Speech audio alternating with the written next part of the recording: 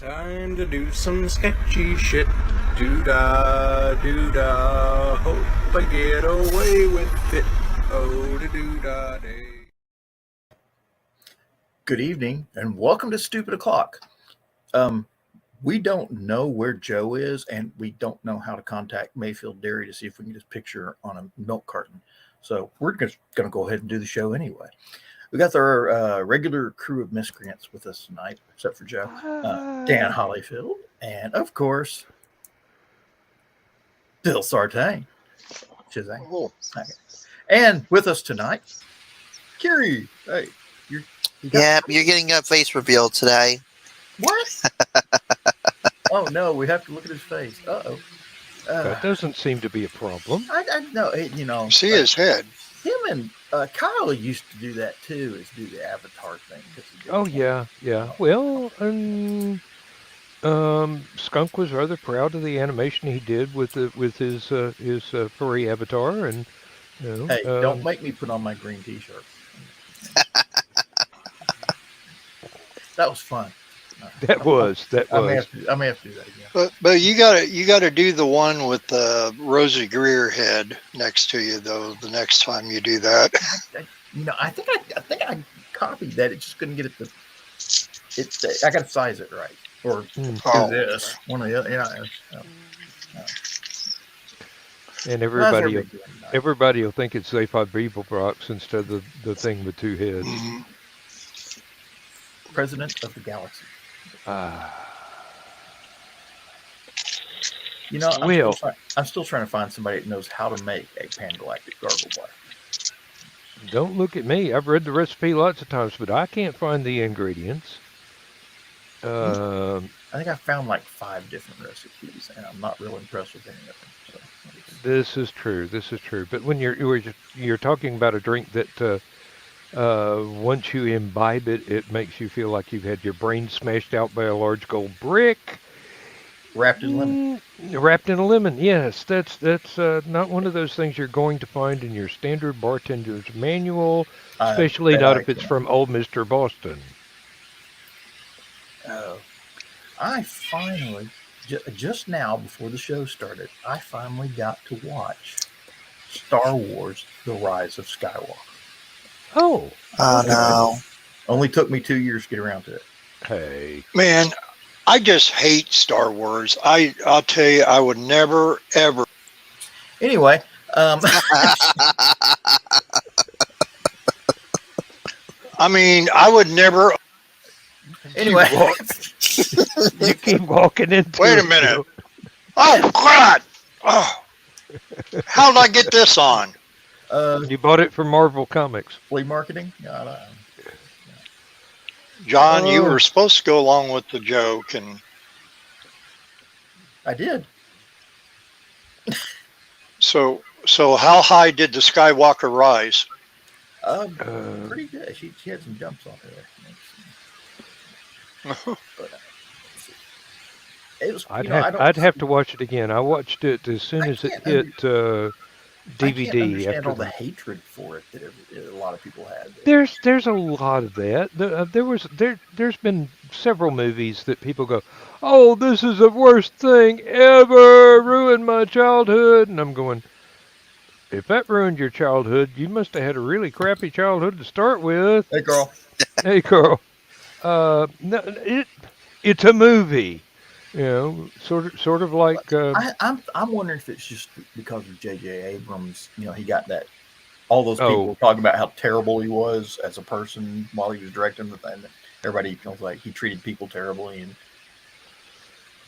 prima donna and all that sort of stuff like that. And well, J.K. Rowling did her thing where she was talking about trans women and stuff like that. Everybody was all, "Oh, she's a horrible person now," and she didn't turned say out it. she was a horrible person all along. She didn't. Doesn't change anything that she wrote, Yeah, but she didn't say anything terrible. She just said something they didn't like. Yeah, mm, they were uh, offended. Yes.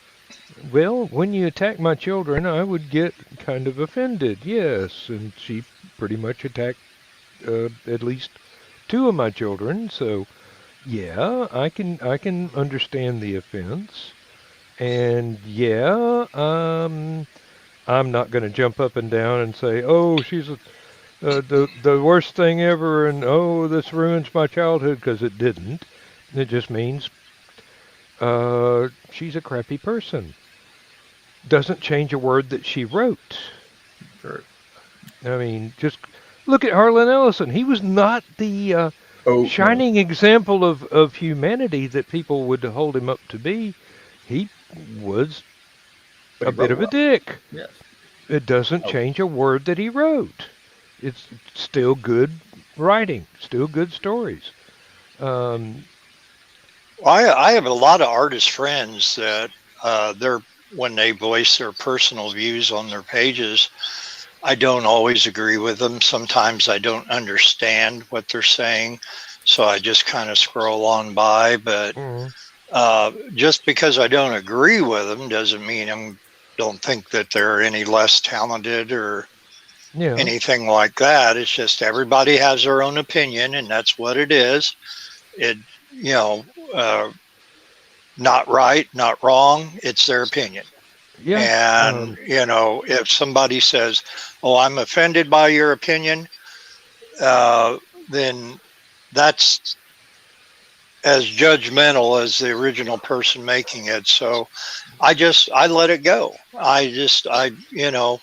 Let them say what they want to say.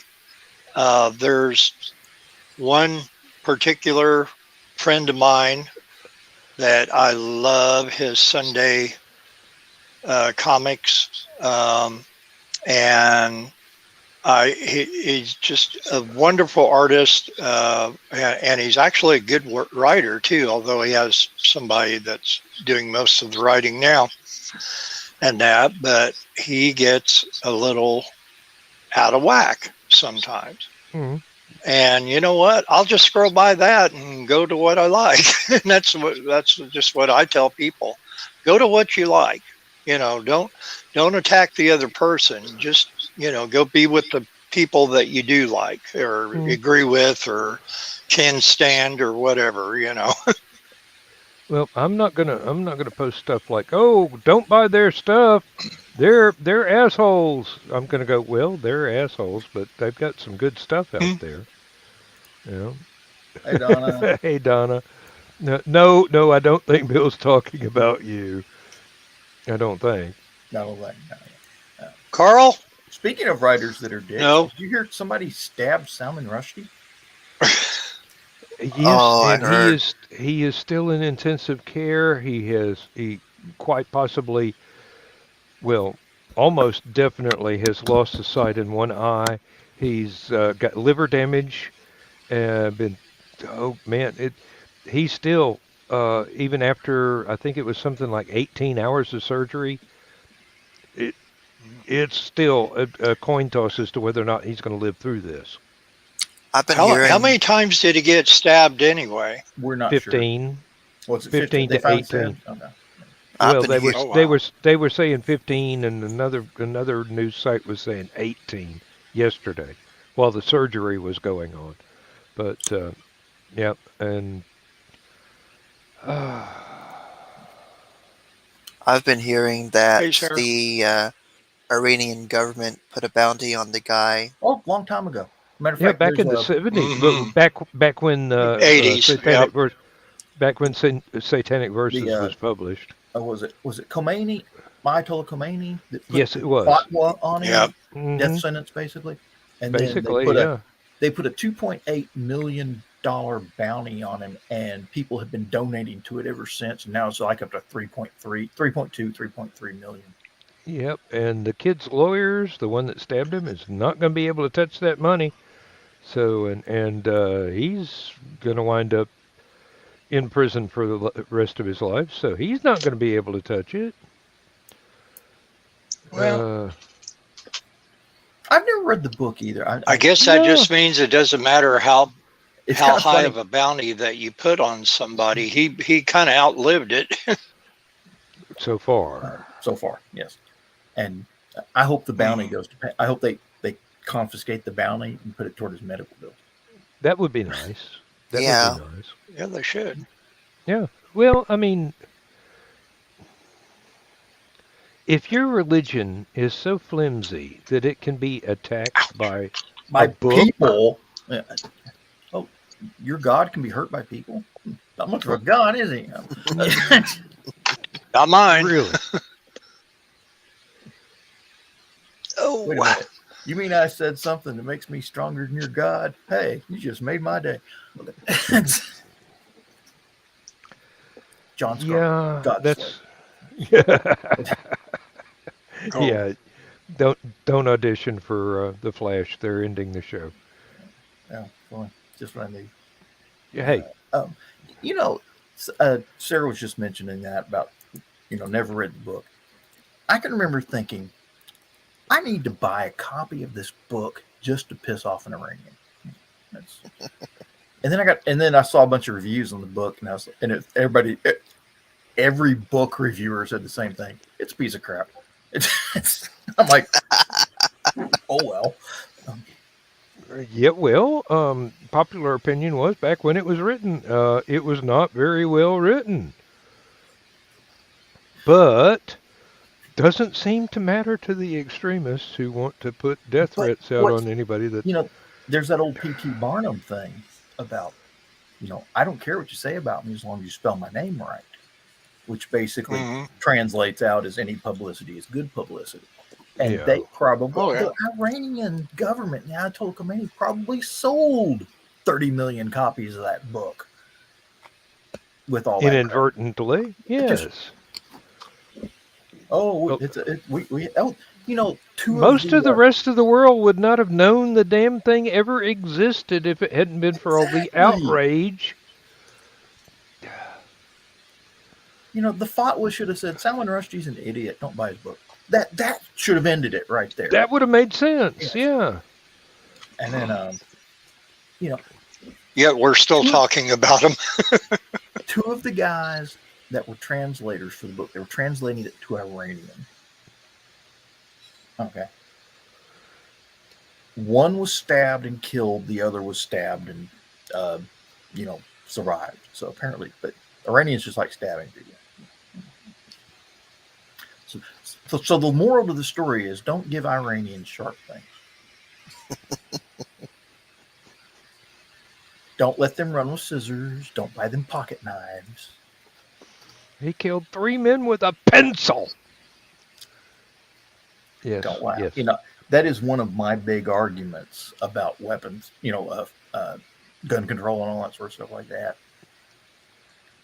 I would love to be in a room with Nancy Pelosi when she says we need to ban AR-15s and pull out my pencil and go, do me a favor, put your hand on the table. And watch her pull her hand back and go, what's the matter? It's not like it was an AR-15. It's not AR-15. It's a pencil. Hey, every school in the country has a few thousand of these laying around. Okay? And they give them to children every Exactly. day. It's funny you should mention that, John, because I just saw a post, and I think it's one of our commenters. Might have been Walt or I forget who it was. Maybe He's got a high Chris. capacity magazine for his pencil. Yeah.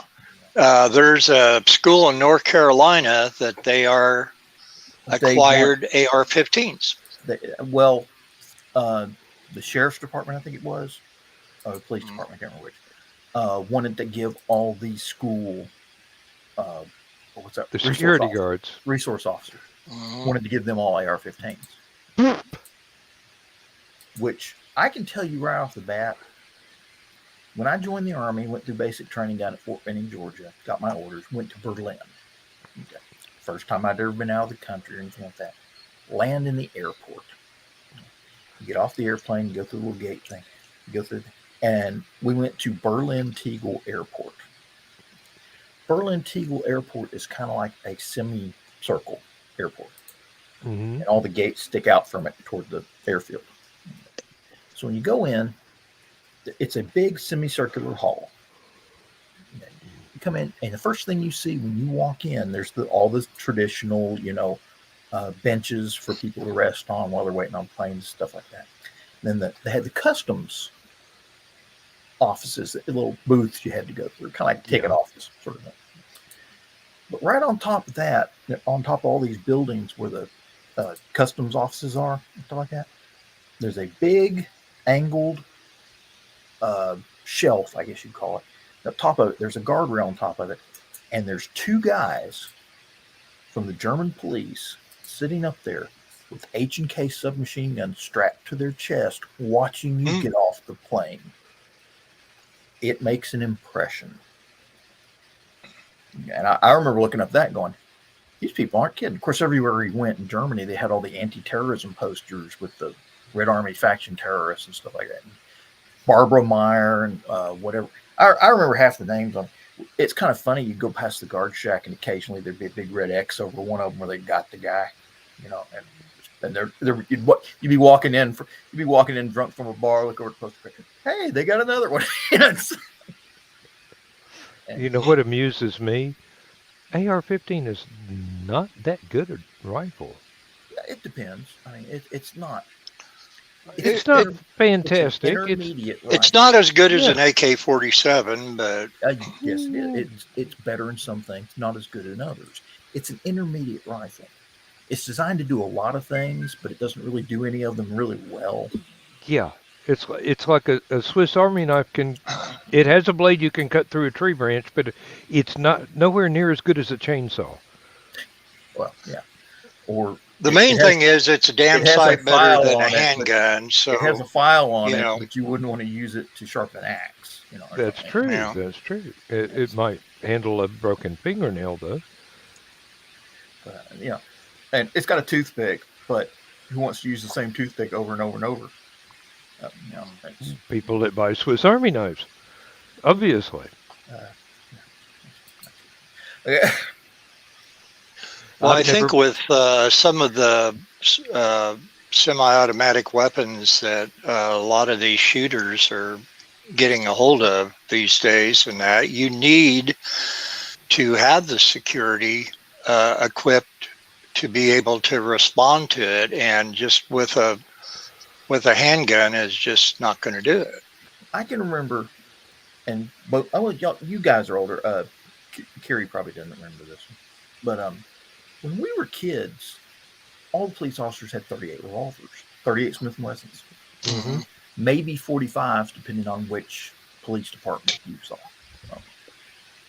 And I remember a few of them went to 357s, just because they wanted a little extra firepower, something that actually go through a car if somebody was hiding behind a car, that sort of thing. And I can remember when they started talking about needing more firepower and switched over to 9mm pistols, because A, most of the 9mm pistols have a 15-round magazine, not a 6-shot revolver, and B, they're faster to reload. Yeah. And I can remember that particularly. Every police department in the country started carrying 9mm. Some carried 45s or 40s or something like that. But most of them went to, even today, most of them carry 9mm. And you know, and you start seeing a lot of the police officers. They've got the AR-15 in the trunk for tactical responses, just because you might get into a situation where you need some more firepower. And school resource officers may be getting into that situation where they're going to need some more firepower. And my opinion, I don't like the idea of, like I said, the armed police officer with a submachine gun across his chest makes an impression. I don't know if that's the impression you want to give to kids, but not with a police officer anyway. But maybe that's what they, you know, I haven't been to school in a while. Other than picking up kids at kindergarten, but maybe that's what the police officers are needing in high school nowadays. Well, I think with the exception of Kerry, all the rest of us, since we've been out of school, I mean, just the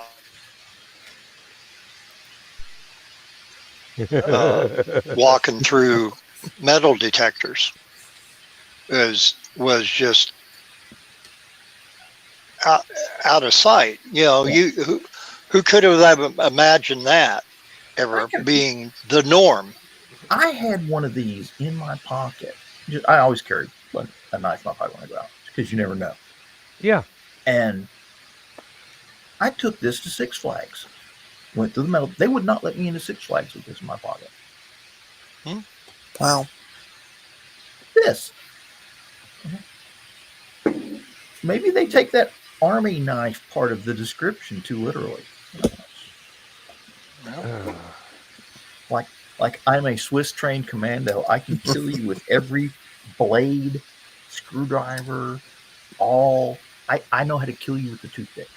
You know, and if I'm really upset, I'll use the corkscrew just for fun. Just make me tweezer. Well, yeah, that harkens back to Bill Murray's little bit with the Swiss Army knife and meatballs. I will take that mofo and twist it and twist it and twist it. You know, that is the one thing. I've got 2 Swiss Army knives here at the house. Good morning, Mike Jimmy. That's the 2 things. I've had 2 Swiss Army knives. Neither one of them has corkscrew. Really? Yeah. Of course, how often do you see a wine bottle? That you're going to need a Swiss Army knife. Well, that I can't find a corkscrew. I've been to hotels where I had to go down to the desk and go, y'all got a corkscrew I can borrow? I mean, seriously. I love these little things. Almost nice. It would help if I turned it on the right computer. My keyboard is switchable between 3 computers, and I'm trying to put down the link for Last Man, and I forgot to switch it to this computer. It's got a little serrated, I don't know if you can see that, it's a serrated hook blade for taking the covers off the top of the cork on the wine bottle, for cutting the covers off, like aluminum foil and stuff like that. Yeah. And then, of course, you got the corkscrew. There's your pry bar for putting it on top of the wine bottle and prying the thing up. And then, last but definitely not least in my case, it has a bottle opener. Yeah. Had a bottle opener. I've got a Ozark Trail camping gear, knife, fork, spoon, bottle opener, corkscrew combination that I use at work for breakfast, lunch, and dinner, basically. Some people are still going, hey, that's so neat. Where did you get that? And I go, Walmart in the camping gear. Cost about $7. I don't know if the Swiss Army actually has wine rations that you would need a corkscrew for in their rations. Mm-hmm. But I wonder if they make them for the French Army, and those are the ones with the corkscrew. But I don't know if the French Army has wine bottles in their rations either. They have these little packets of wine in the officers' meals. Not in the regular. The officers get a better meal than the enlisted people. No wonder. Drink pouch so they poke a little straw in and No, it looks like those little packets of salad dressing. It's about that size. And you just tear off the corner and either pour it into a cup or whatever you got handy, or drink it right out of the packet. Yeah, really. Just enough to wash down the dinner. Basically. But I did like the French MRE, or the French ration at the time when I went to the French military school. They gave you one box of ration for a whole day, but it had 3 different meal selections and a whole bunch of little snacks in it, which was really cool. Came with the little Isbit fuel tabs for heating up your meal. Yeah. Came with like coffee and tea and drink mixes and like these sports cookies, like something energy cookies and stuff like that. That was pretty cool. Then they come up with really weird stuff like cans of liver pate. And that's definitely not something that would be kippers popular in the U.S. Yeah, kippers. Yeah. Pickled herring. Isn't that what it is? Pretty much, yeah. Okay. It's some sort of fish. Once they put it in the can and mix it with all the sauce, there's no telling what the hell kind of fish it is. Sounds like something the RAF would have. And it's really weird. But it was weird having all those damn cans. That was kind of, yeah. Instead of foil packets. Everything in the MRE is foil packets and stuff like that. And you had to. Some of them actually had the old-fashioned key. You had to wind around the edge of the can to get the lid off. That took an hour, and then you had to do something with the can. But, you can't. Can you imagine having to pack out a can with sardine juice in it? No, but I can imagine putting those little folding shovels to good use and getting rid of my trash. We weren't supposed to do that because we were training in the German National Forest, and they didn't like you digging holes in your forest. They didn't mind if you dug a foxhole, but if you buried your trash, they'd fine you and 3 generations of your ancestors. They'd send a bill to your grandkids after you died. My first impulse to that is not only not printable, but not able to be spoken aloud on YouTube. Yeah. Pickling, and he mentioned this here. Pickling is actually a very ancient form of food preservation. Yes, it is. It goes back before the Middle Ages, actually. Big time. I mean, like going back to what's one of the really old ones? Late Iron Age is as early as I can figure. Cuneiform. Who's that ancient civilization? Not Babylon, but earlier than that.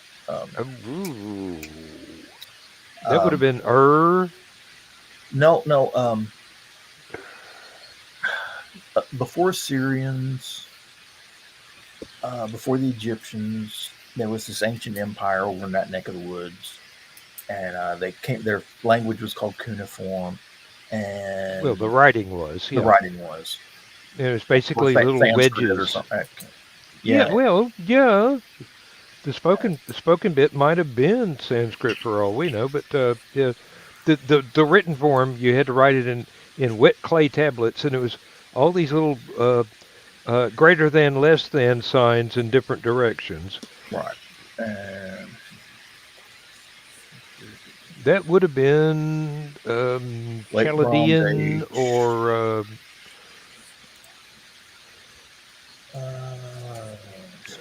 You're looking for the era of Hammurabi.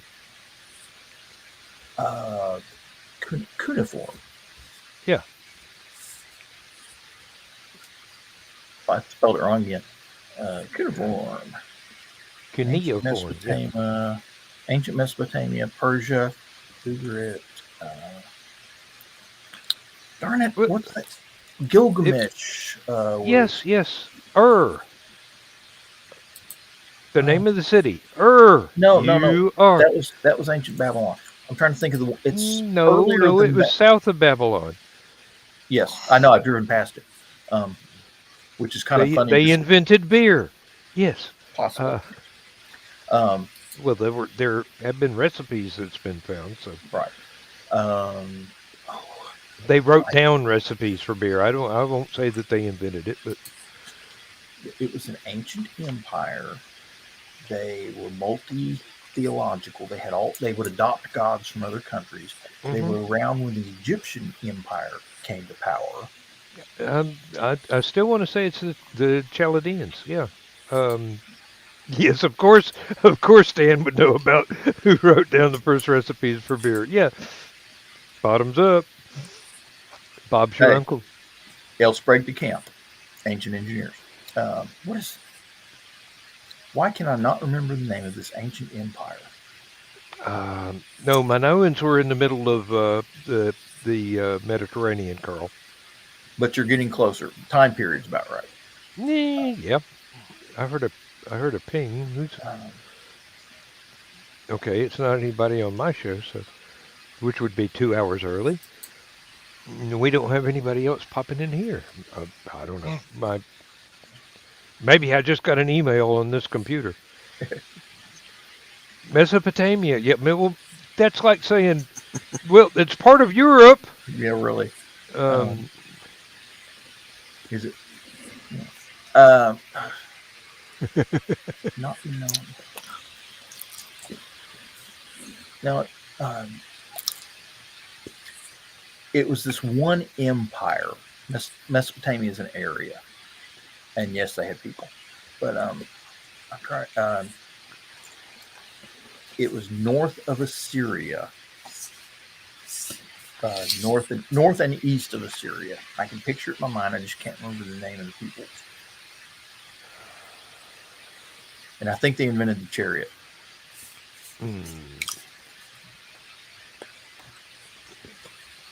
Macedonia. Oh, that's part of Greece. Yeah. And it was before them, actually. And the people I'm thinking about were before them. I just can't remember.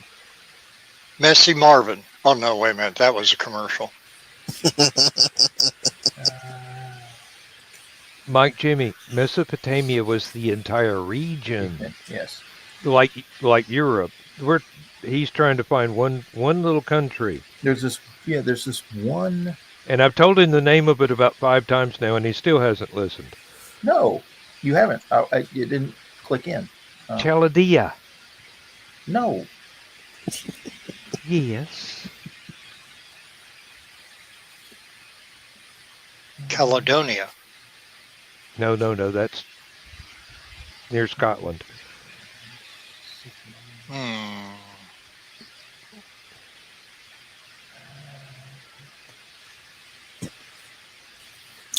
Cordoba.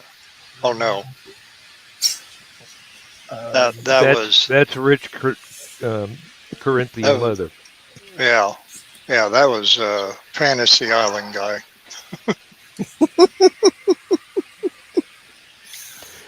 Oh, and you don't even drink to have an excuse. I'm just drinking spring water tonight because it's late. I think that spring has sprung. It did. Uruk, Esser, Persepolis is closer to Ur is a city. No, this was an empire. They had several cities, and they had a great empire.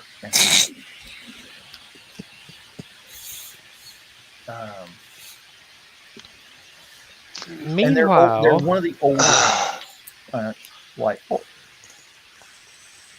Not going to make any. You're naming cities, Mike.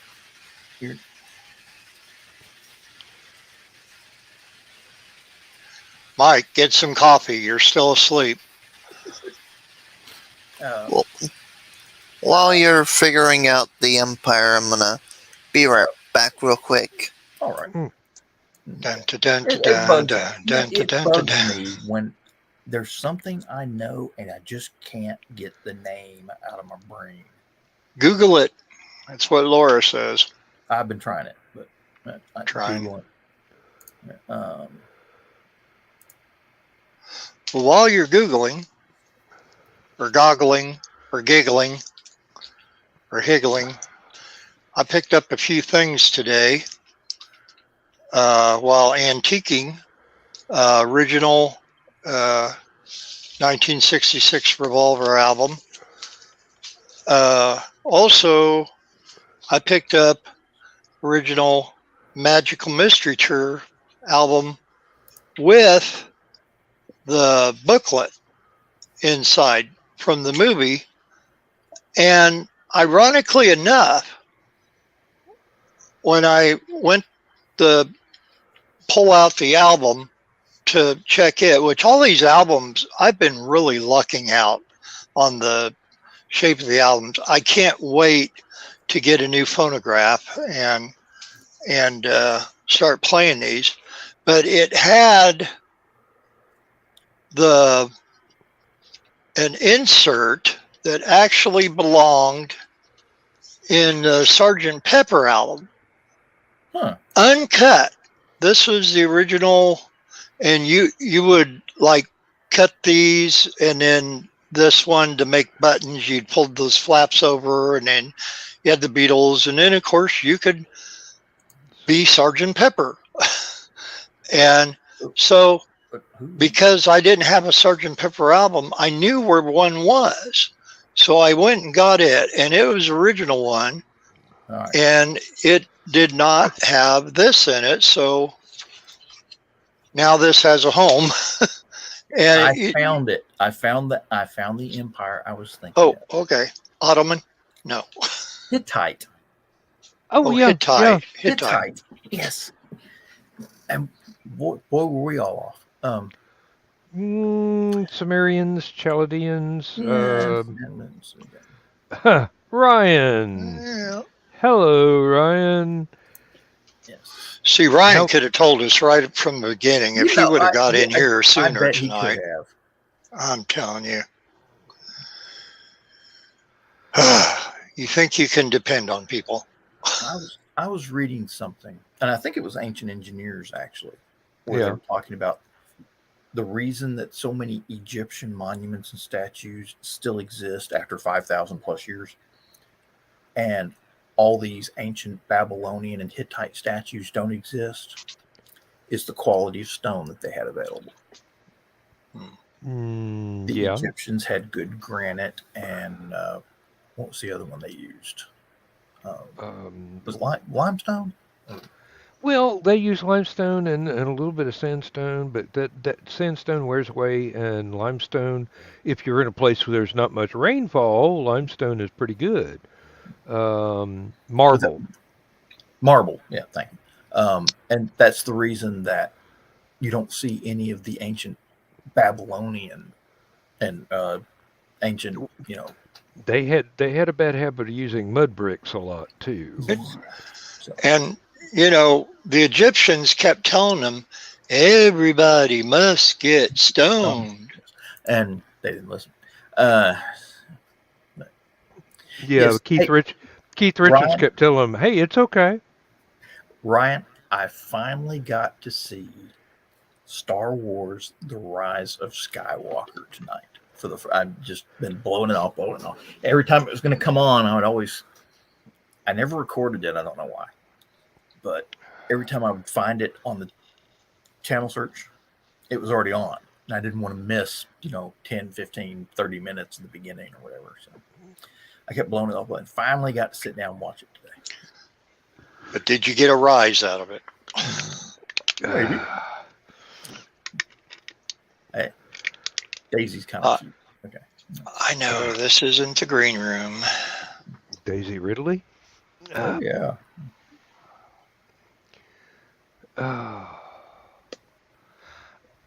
I'm just going to step over here and get another beer. I Mike, shall return. I would love to You go have see been the warned.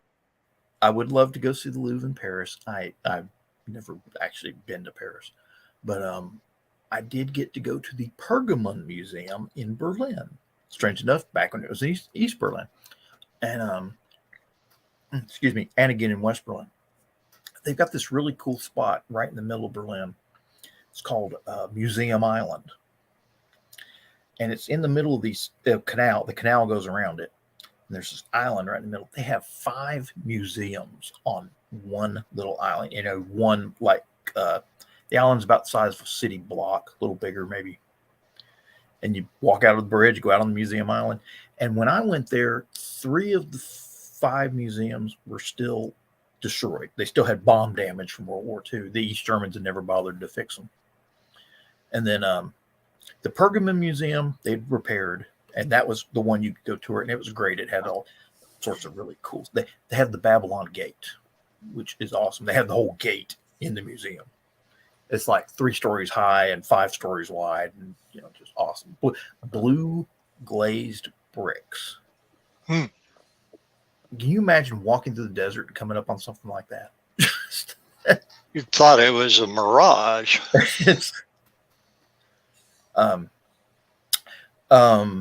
Yeah. Paris sucks, but the museums rock.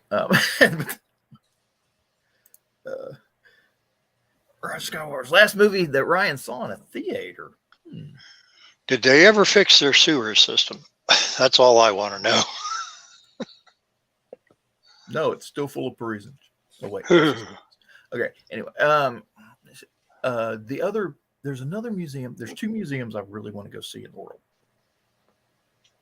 I would love to go see the Egyptian Museum, of course, in Cairo. Yeah. And then I'd like to go through the new library in Alexandria. If you ever get a chance, Google Map it, because this is really cool. They've had the entire inside and outside of the library at Alexandria Google mapped. You can do the street view and take a tour of the library and see all the old artwork and new artwork. It's kind of interesting. They'll have something that's really ancient, like from Egyptian times, and then they'll have a new artist, like Banksy, or right next to it. It's like, okay. But I'd like to go see that one.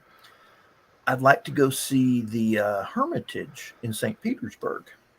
Oh, that one. Except for one problem. It's in Russia. And if they keep making nuclear threats, it may not be there much longer. Yeah. Better hurry then. Hey, the only people that have to be afraid of Russian nuclear weapons Or Russians. Yeah. Yes. The only people that have to be afraid of Russian rockets are the people on the launch pad. Well, my bucket list is I want to go to the museum that has the Van Gogh displays of all his paintings. I'm kind of wondering if I could hitch a ride with her and Matt Smith. Paris. I'm trying to. Hey, the Musée.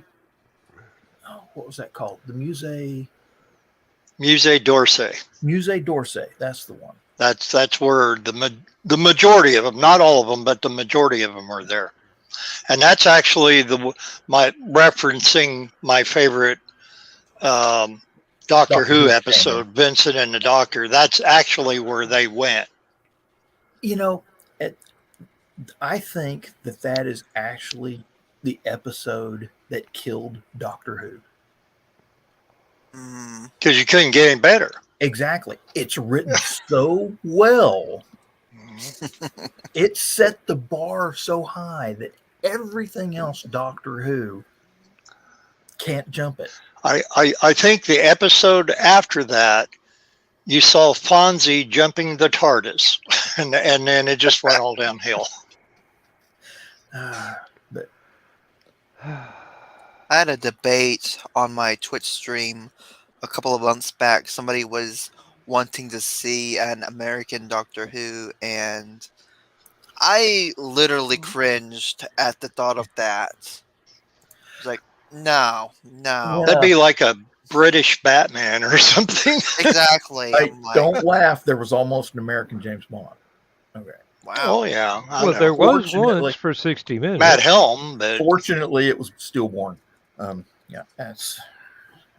Well, no, it was a TV movie. And that didn't even do well there either. Hey, but it had some fantastic people in it. It did actually do well for its time, but that was before anybody else knew that there was such a thing as James Bond. Doctor Who missed a huge opportunity. when they were trying to get all these new doctors and they couldn't figure out who they were going to get, and the Harry Potter series ended. I seriously wanted to see Rupert Grint, be the next Doctor Who. Finally, Ginger. Yes. And exactly, the minute he regenerates, he starts looking at himself and looks at his hair and goes, Ginger! Yeah. Yes, and then Tina Louise shows up, and you could say that Paul McGann's TV movie that was half Canadian and half British was actually the American Doctor Who, because it was supposedly a pilot for a possible American Doctor Who series, which would have screwed the pooch really well. But the movie by itself is not entirely horrible. I really enjoyed it because it came through the wilderness years when it had been a long time since Sylvester McCoy's last episode, and there was no new Doctor Who in sight that was not either print or audio only. And I love the movie. I really love McGann as a doctor. He nailed it. Didn't have a whole lot of good script to work with, but it wasn't painful except for maybe one or two scenes. And other than that, I'm very glad that when they started the 2005 revival, they kept going, and they finally acknowledged that was real, along with the audio adventures from Big Finish, and that was in the little short Night of the Doctor, which is McGann's second Doctor Who episode, if you count the movie as the first one. And that was the origin of the War Doctor, as Dan, well as, yes. You are a big Doctor, you and your wife are both big Doctor Who fans. No, my wife is, and I am, yeah. Okay. And, oh, she isn't? I thought your wife was a big Doctor Who fan. Oh, no, I'm sorry. That's Donna. That's Carl's wife. Yeah. My wife is British, but she's not, she got to watch it as a child, but she wasn't that much of a fan. Who would you like to see? Who do you think would have made an interesting Doctor Who? Just. That's a good one.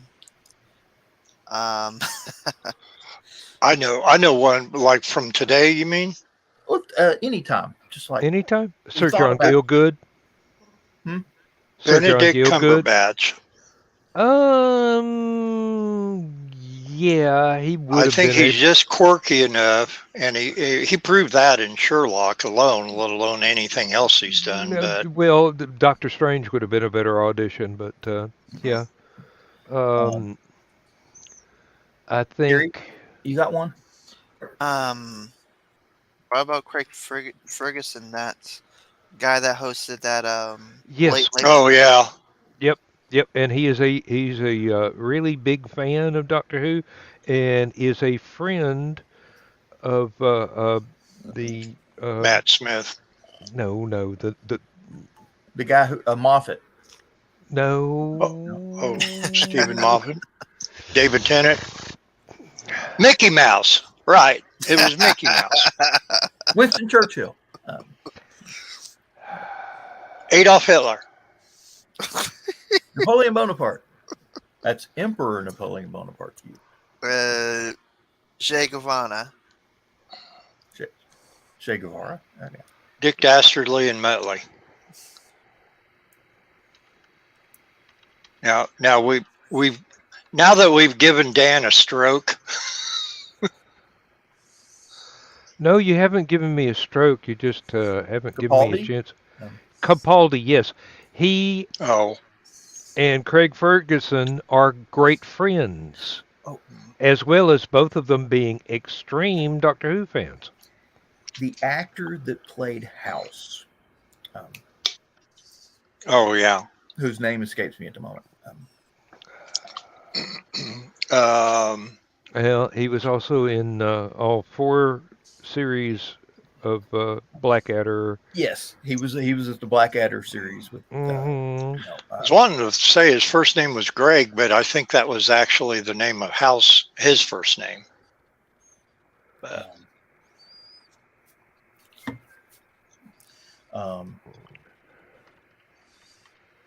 Darn it, that's driving me nuts now. Now I gotta Google You it. have to Google it. See, Doctor House. He was awful. Well, at least in House, he was just awful cranky.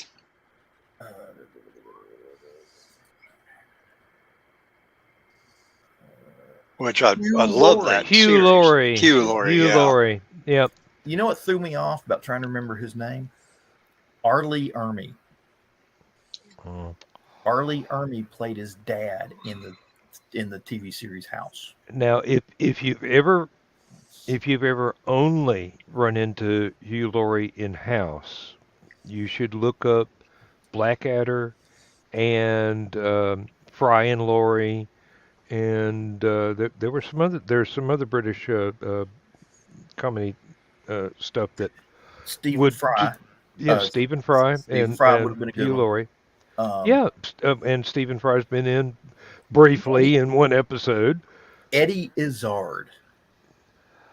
I would have loved to have seen Eddie Izzard as a Doctor Who. That's still possible. He ain't dead yet. Okay, since Kerry mentioned Craig Ferguson, let's just say Jeffrey Peterson as the robotic Doctor Who. That was his Ed McMahon on Late Late Show. Ian McShane. Oh, there we go. Sorry. He always said balls all the time. I am trying to read them, but strangely enough, we've got a lot of people on tonight. Maybe we need to kick Joe off more often. Or maybe we need to get Joe to go to more conventions. Stephen Fry.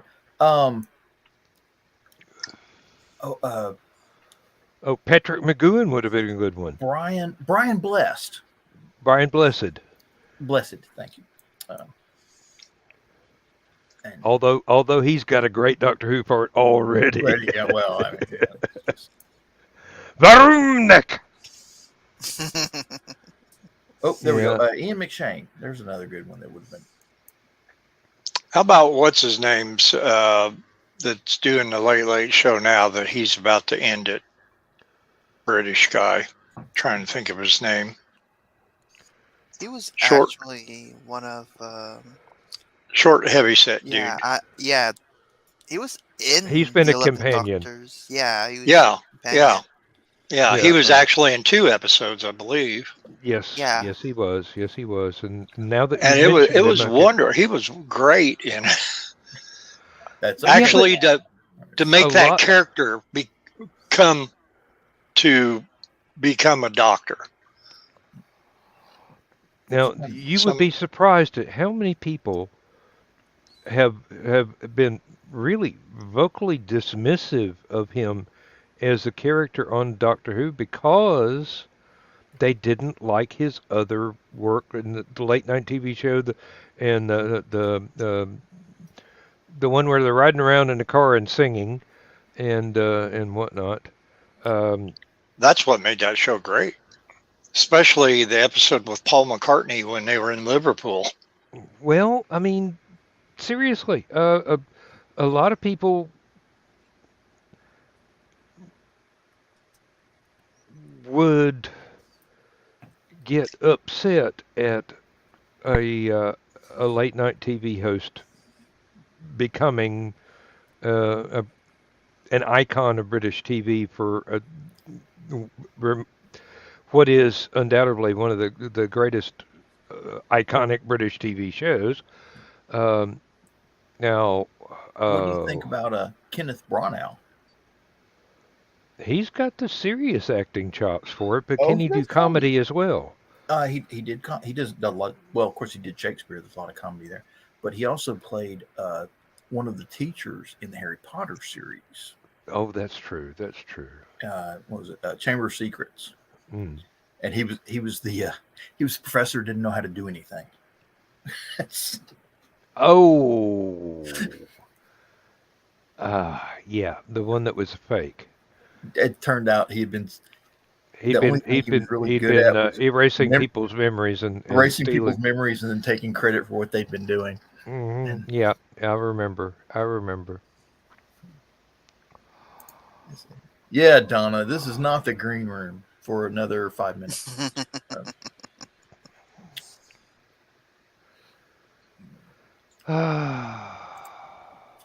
Kenneth Branagh, or who? However you spell his name. Yeah, That's close enough.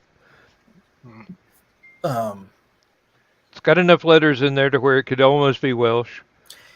What is funny about that?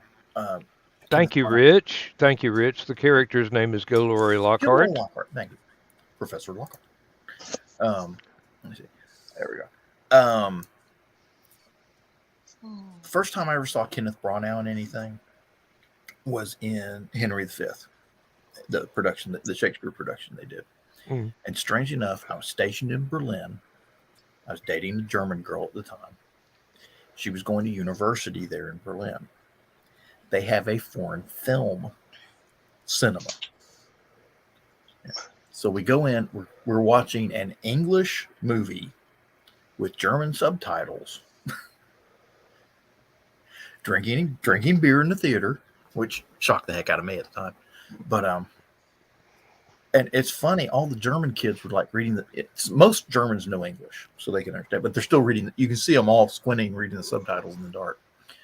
And of course, I know English. My girlfriend knew English well enough because her father used to be British. And so she spoke English almost. She spoke English with a British accent. It's kind of funny. And then,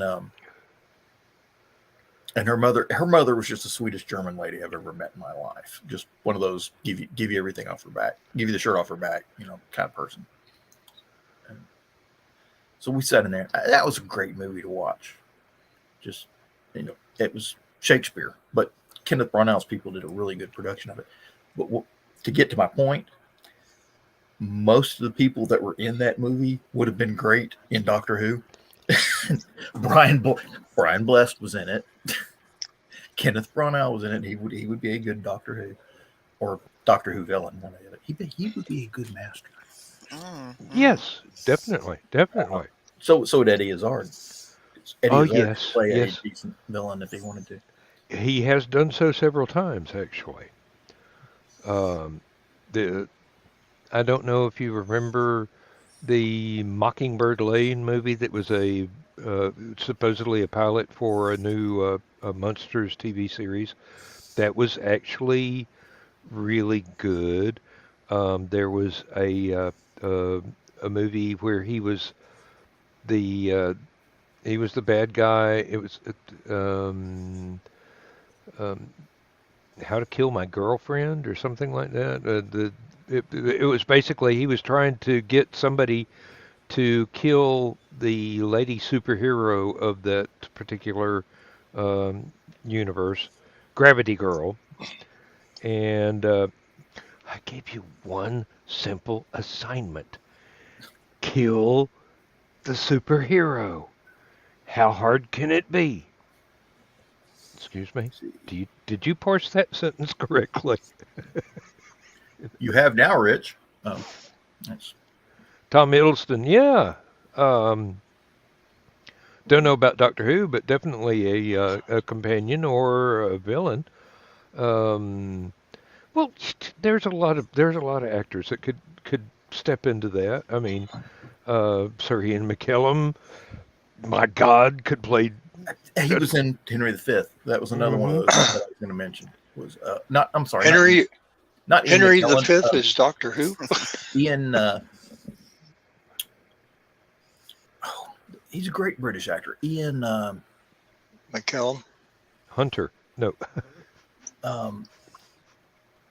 Played the android in Alien.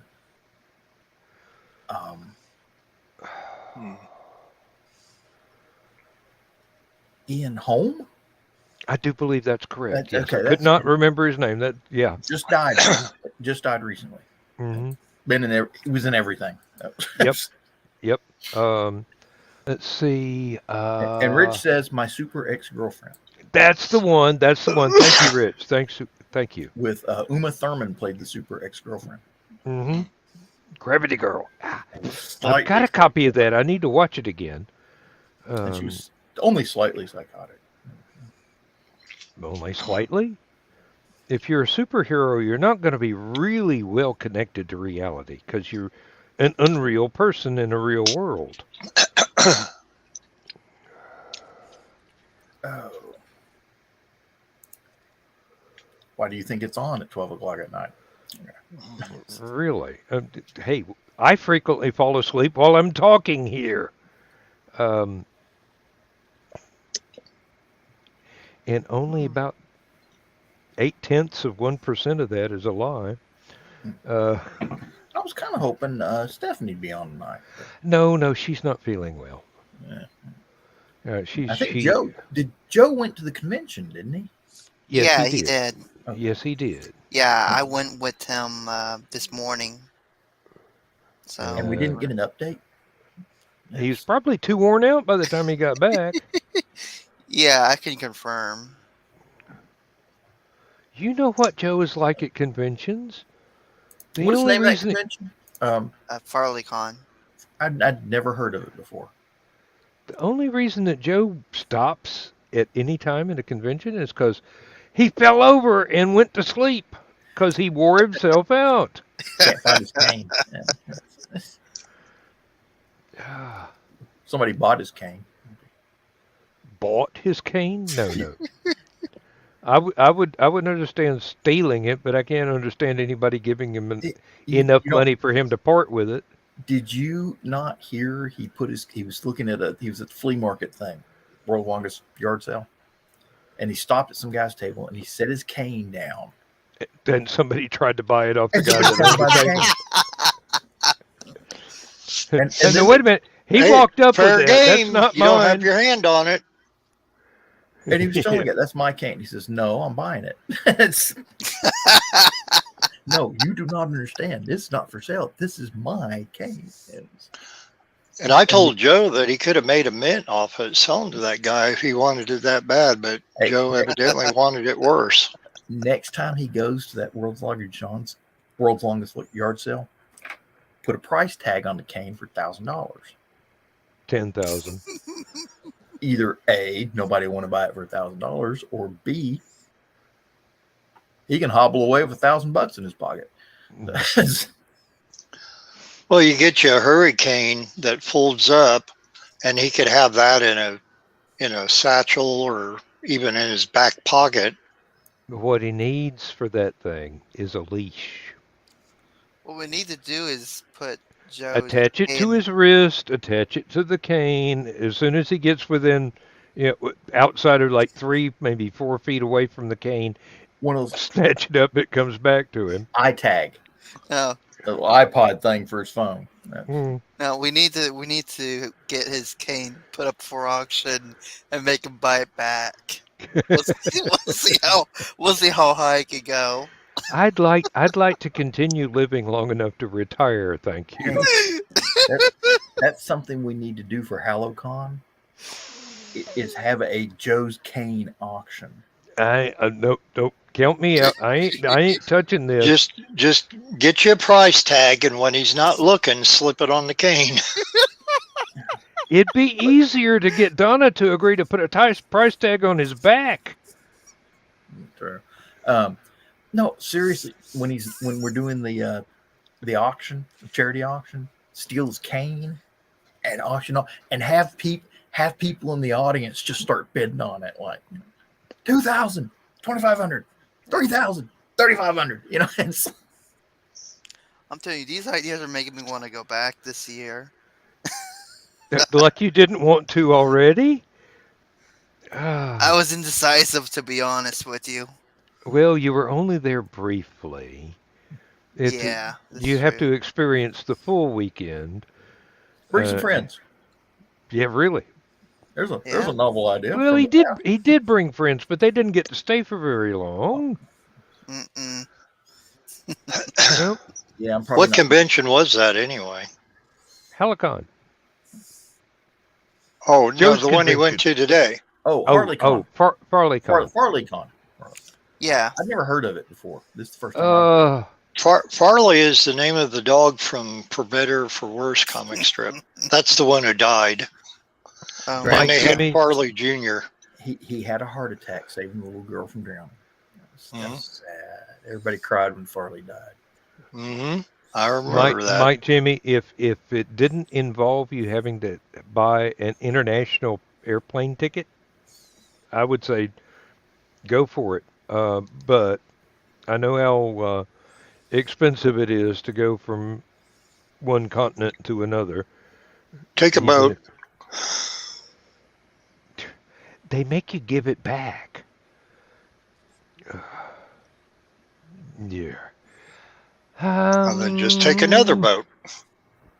I'm telling you, FarleyCon, which is in Eastridge, Tennessee. They've been doing it for quite a while, and it's usually pretty small. But I'm telling you guys, we had an anime voice actor come to the convention. The place was packed. Like, I have never seen a small convention like this so packed. Camp Jordan Arena is not real big. Okay, it's about the size of 2 school gymnasiums, maybe. Yeah. And it's just a big, convention arena type thing where you're going. Hmm. They sell hot dogs. About it. Well, I was trying to get Joe to get Wesley Ure and Kathleen Coleman from Land of the Lost to come to HallowCon. And Joe just says, do you have a sponsor to pay for them? And I'm like, well, all you got to do is ask them, because they're actually right now they're advertising, hey, we'll do your convention. And yes, they're big time Saturday morning celebrities and a lot of bigger celebrities.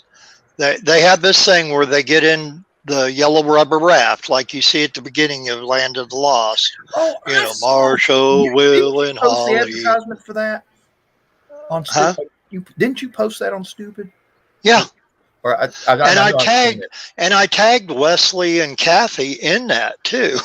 So I was hoping they would see it and say, yeah, PM us and we'll tell you what we charge. Or I'm just thinking, you never know until you ask them.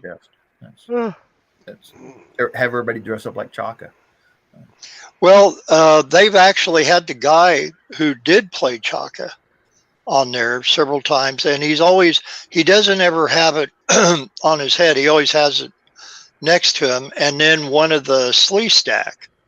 But when they do their conventions, they do photo ops in the big yellow rubber raft, and then you'll see behind them, here's Lou Ferrigno, or here's Kathy Garber from Family Affair, or just a lot of different celebrities that just happen to be at the convention or whatever. And it's kind of the same thing that all the celebrities wanted to do the cameos or be a Batman villain in the 60s TV shows. Now you got the celebrities that want to do the photo ops with Wesley and Kathy in the big yellow rubber raft. And I don't know why, but I mean, they're nice people, and I like the show. And I occasionally post it in the Every Day is Saturday Facebook group. Put an episode in there every once in a while. But Larry Niven did write 3 episodes for that. Mhm. The one I remember is the Civil War soldier with a cannon. I kind of remember that one. Yeah. Didn't he write the one Yeah. where Holly comes back in time and talks to herself? Wasn't that one of his? I do not remember. I know he wrote 3, but I don't remember the episode titles, or if they were spaced out a little bit, or if they were 3 in a row or whatever. But now, was those the episodes, Dan, that It was still Land of the Lost, but it was kind of a revamped version of it that was on in like later, like late 70s or early 80s, maybe. I want to say it was the original series. Yeah.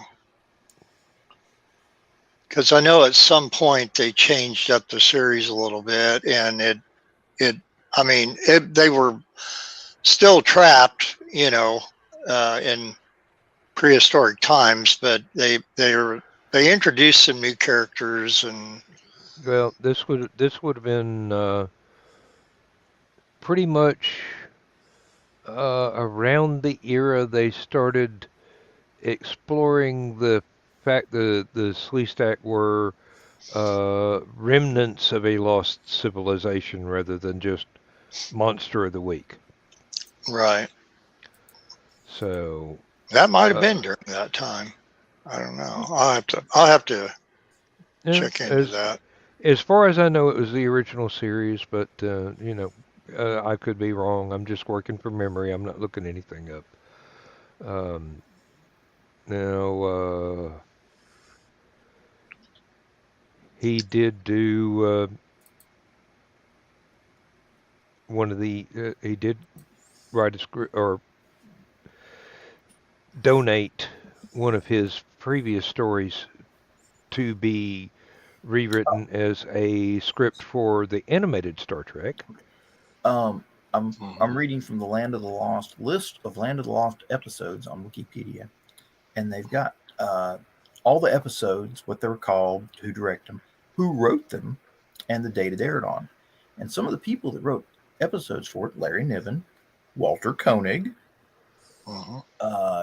David Gerald, Margaret Min, Norman Spinrad.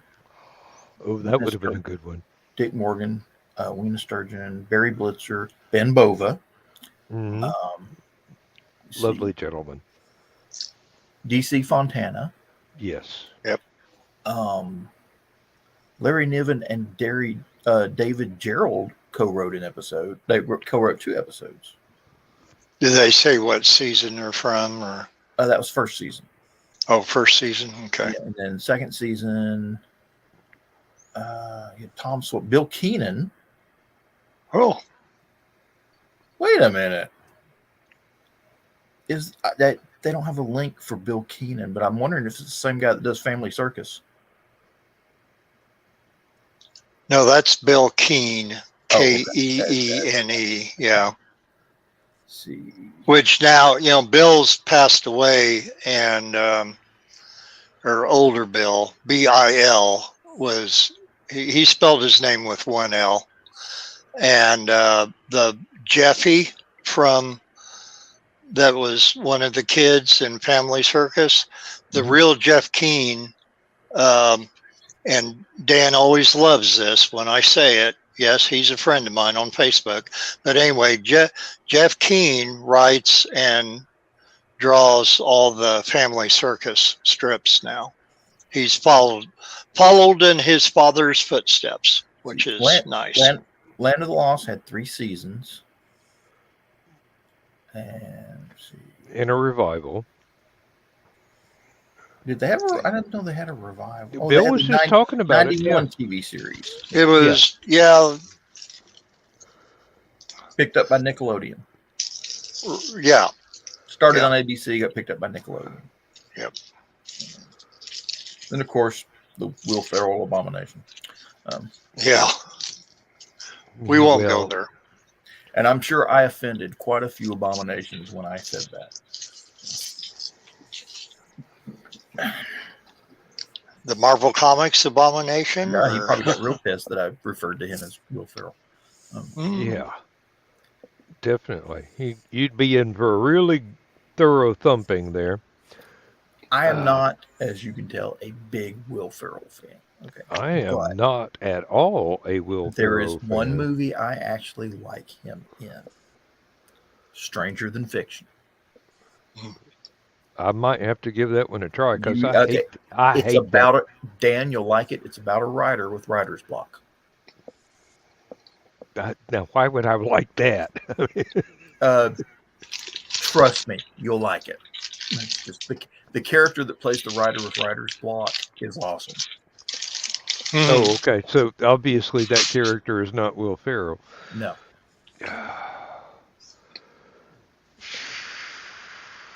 Well, I don't know I why I liked Will. dislike him so much. I really don't.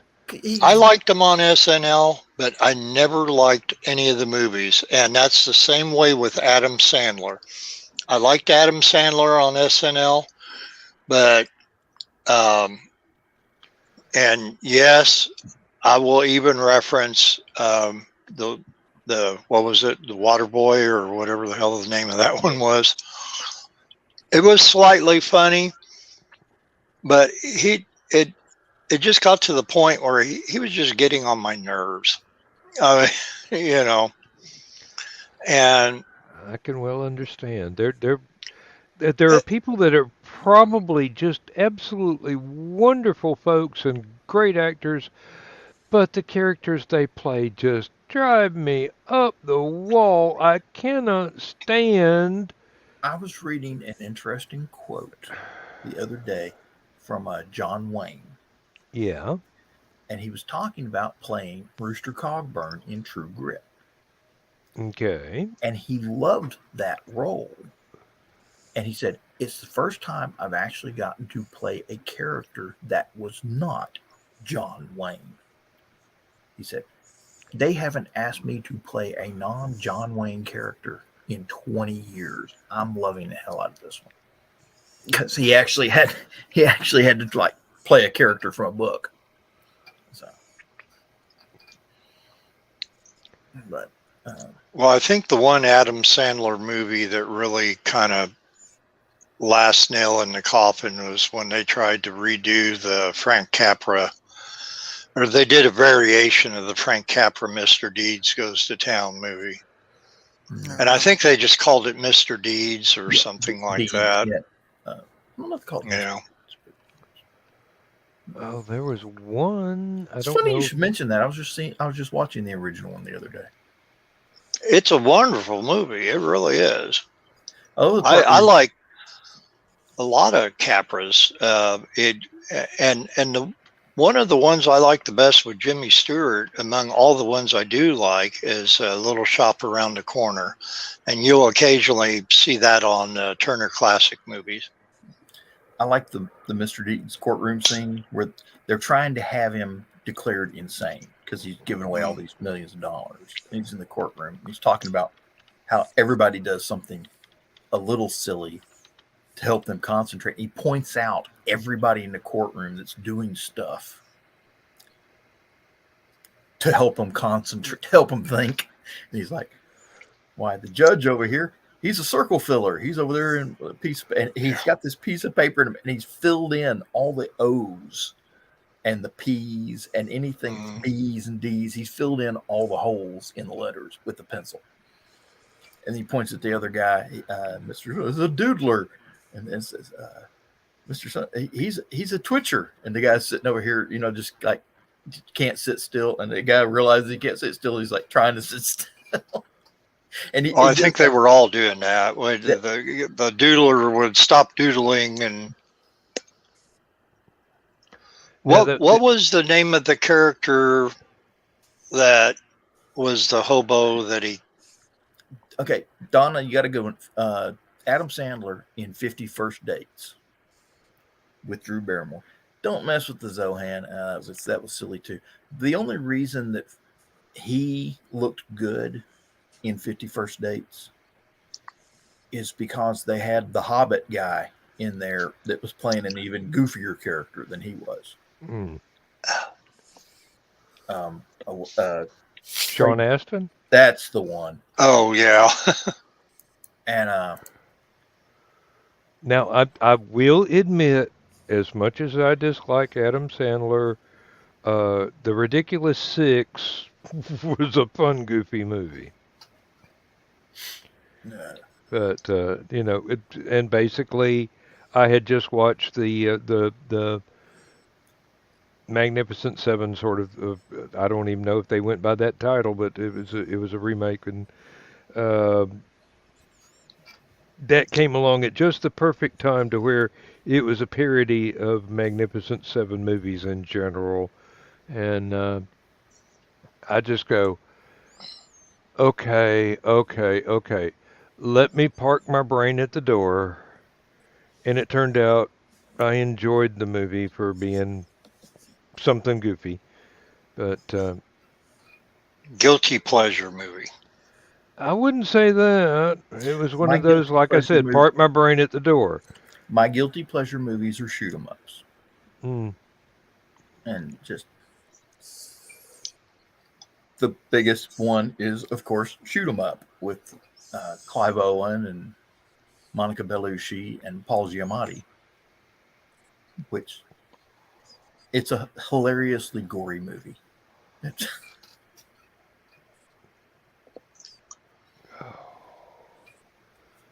With me, it's kind of some comedies. I mean, Meatballs, which I think is underrated anyway, because and not just because Bill Murray's in it, but a lot of the other people that were in there were truly good actors and actresses, and you, other than Chris Makepeace, nobody else you ever heard from again after that. But and now, then Chris Makepeace, for a while there, he was in every teen movie for like 5 years. Every year he came out with a new teen movie, and then all of a sudden it was like, he's not a teen anymore. Yeah, not a teen. No. Who's the Bobby Benson? Robbie Benson. Oh, Robbie Robbie Benson. Benson, yeah. Robbie Benson. Yep.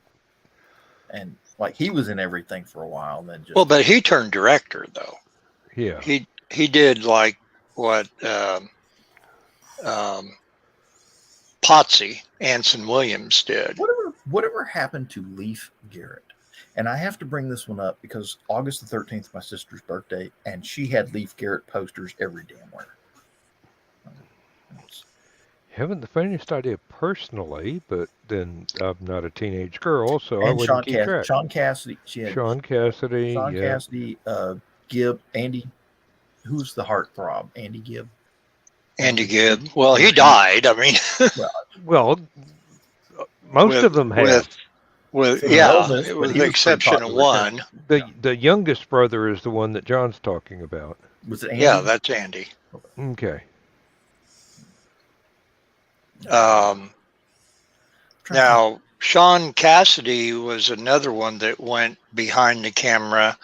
And the last time I saw Leif Garrett, he was kind of talking about his story about how he threw his career down the tube and that. And he was this bald-headed, had the mustache and goatee and a lot of tats all over him, and like that was the little teen heartthrob Leif Garrett with the long curly blonde hair, and Hey, it's like now his brother David turned out to be an excellent villain on the Wesley Shipp Flash back in the day, the original live action Flash. yeah. One of the best villains that they adapted from the actual comic books, Mirror Master. Smoking Gun Presents. Oh, put Curie to sleep. No, he's just giggling at us. Well, All these it old was parts Mark don't know anything about entertainment. Yes. Mark Hamill, didn't he play the trickster in the Yes, he did. John Wesley Shipp Flash? Yeah. Yes, he did, and he actually got a chance to reprise the role in the new Flash, the one that's still running briefly before it comes to a close in its 9th season. That's the problem with making a TV show about the fastest man on earth. It's gone in no time. Gone in 60 seconds. Yes. Well, and the new one's gone now too. Well, I think it's out of production, but they haven't finished showing the episodes yet, if I remember correctly. You heard about what now? Let's see. I'm hoping that people are still here that know what the heck I'm talking about.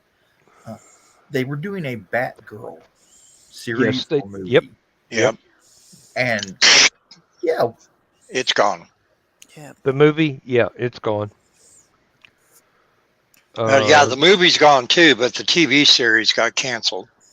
Yeah, let's see, they did one season with one actress, and she'd hurt herself rather severely, but kept going to the end of the season, and then they replaced her with a different character, not as the same person, but a different person, um, in the same role, and The only it thing I saw about it, Well, no, she was the friend of Batgirl in the first season, and then after the uh, character who played Hispanic girl, I can't think of her name now. I mean, she was pretty good, but anyway, after she hurt herself, then that's how they developed her taking up the mantle of Batgirl, and Yeah.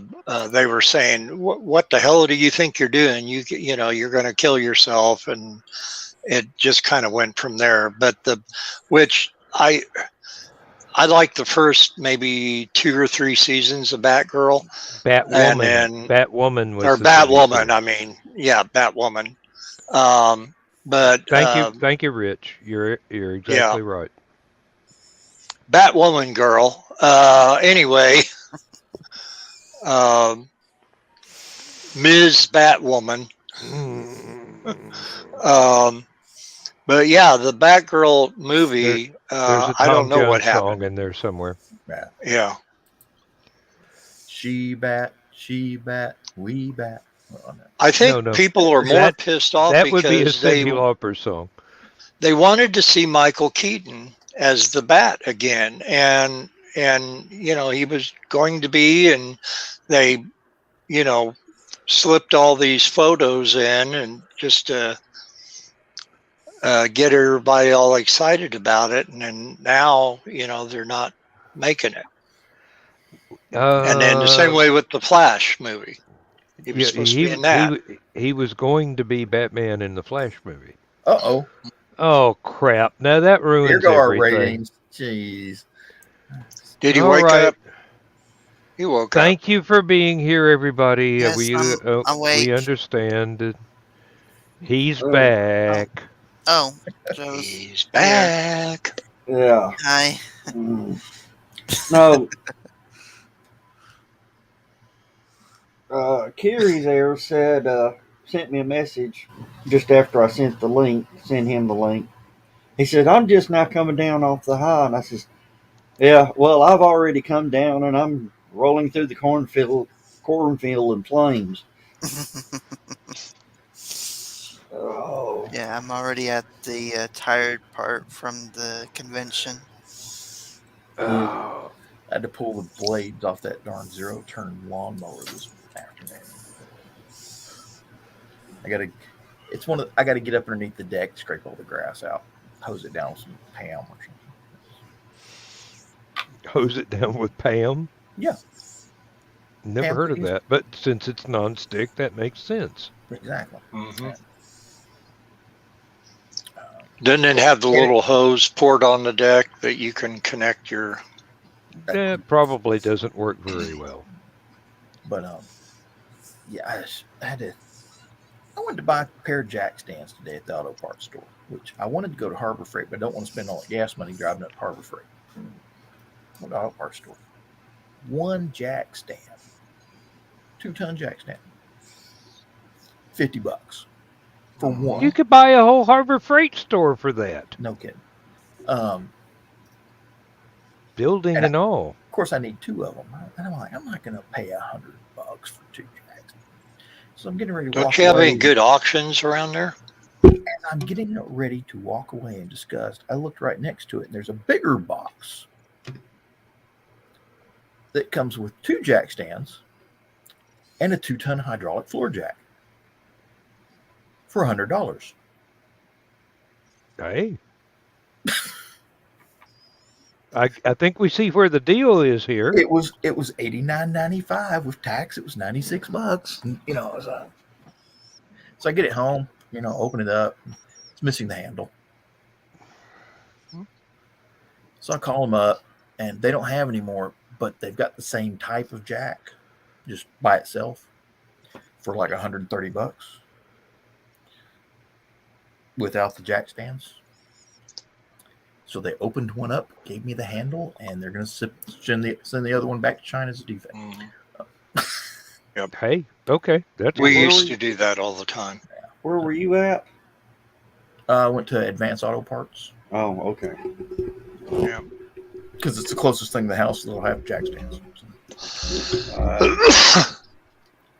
I don't want to spend $30 in gasoline to go buy jack stands. So.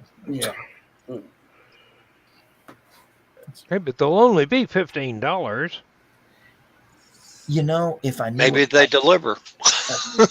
I thought about that actually, but I needed them today, and they just still didn't do too much good. Hey, Kiri, Yeah. tell you how tired I was?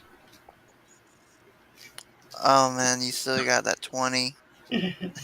In my shirt pocket. Oh no. After your nap. Yeah. Donna didn't know it was there. That's why it's still there. Yeah, you were still wearing the shirt. That's why you still got it. Oh.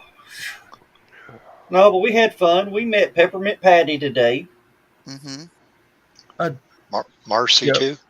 Oh, what? Hang on a minute, Joe. Yeah. You don't sound normal. Hold on a minute. Little bit is hollow. that a problem?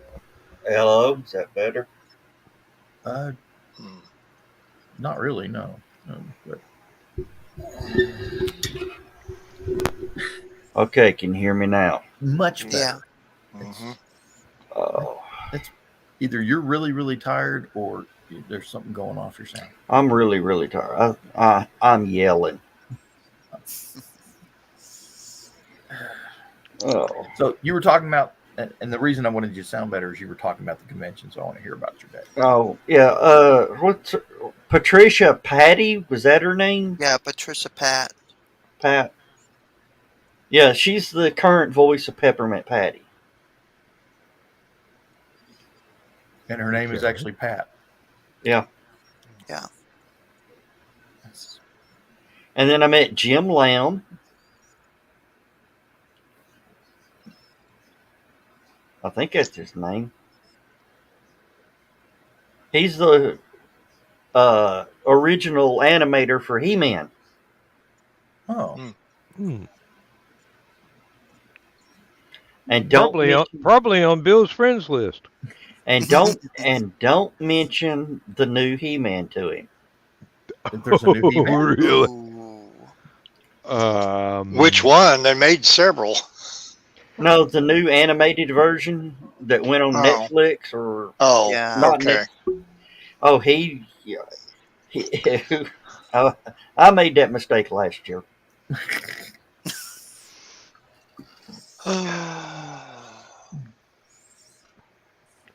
Remember, Okay, do I diversity sound is better now? important. I am friends with the voice of the Baroness from G.I. Joe, and she actually does not ever have anything bad to say about any reincarnation of G.I. Joe after the Dick series was over with, with the Marvel Mhm. Sunbow series, but she will not say much of anything about any of the newer series. It's kind of like if you don't have anything good to say nothing at all, and that's kind of what she does. What was her opinion of the movies?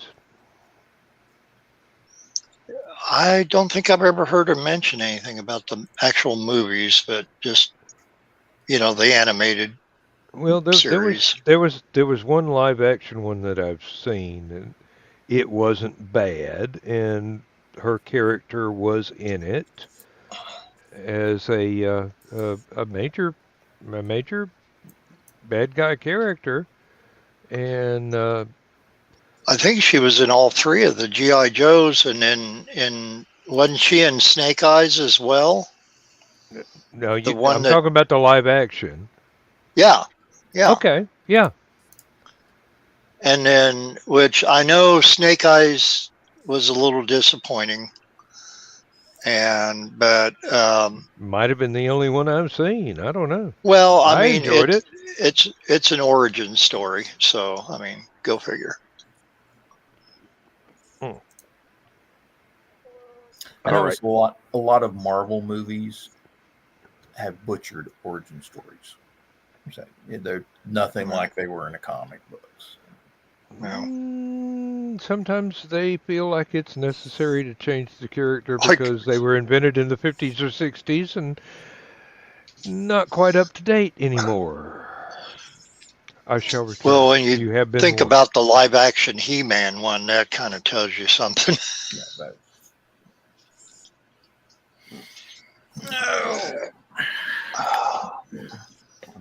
I went ahead and conducted my first interview on the Anime Club's Facebook page, interviewing the voice actor Kyle Phillips.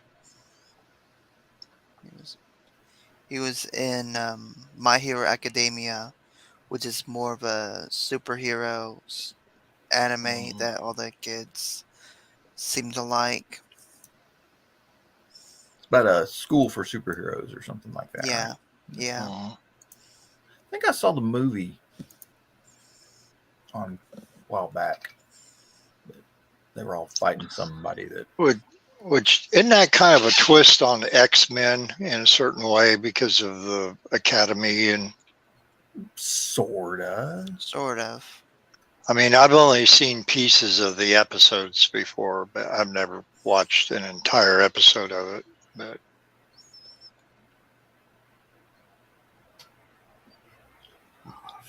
then they did a DC one that was Yeah. somewhat similar, where they were all in high school, maybe, or something like that, and it was Yeah. all the female heroes. Yeah. Have you ever seen a website you couldn't log out of? No. Hmm.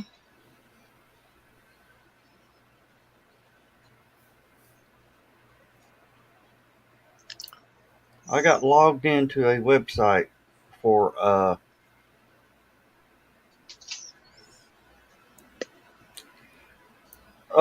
Square, the money, the credit card acceptance company, Yeah. Yeah. took over the host for HallowCon. I just logged in and they don't have any of my page. And now I can't log out of it. That's weird. There is no log out. That's weird. Is the window too big or too small, or No, it's everything's right where it should be. Hmm. I can't log out of the website. can you log back in? Well, you got to log out before you log in. I thought maybe it would give you another shot at logging in because I can't see it.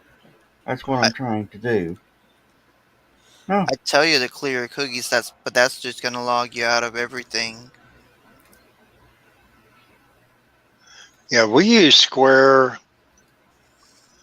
the estate sales last August, but of course we used the mobile app one, which was yeah. I didn't have any problem with it, but Aha!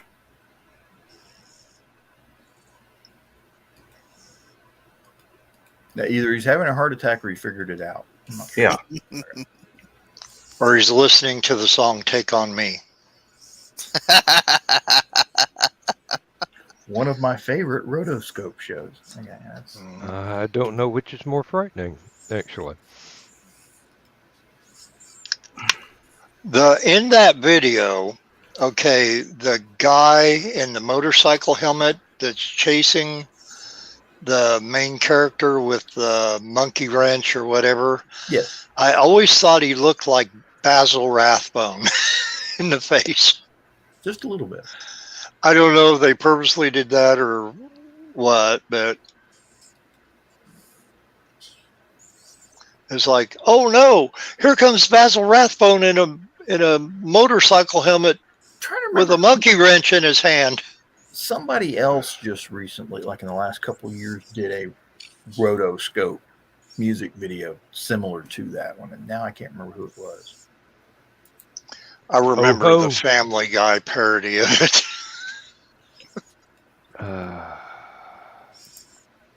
Okay.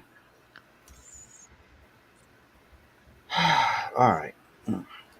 Oh, have y'all seen the remake of the acoustic version of "Take on Me"? No. By whom? It's by Aha. Oh, no, I haven't. No. They did. Oh, guys, it's a completely different song. It's slower. It's a slower acoustic song. It's absolutely awesome. It would be like Eric Clapton's acoustic version of Layla. Damn near it. Yeah. Okay. Yep. So basically they turn a pop song into a ballad. Yeah. Yeah.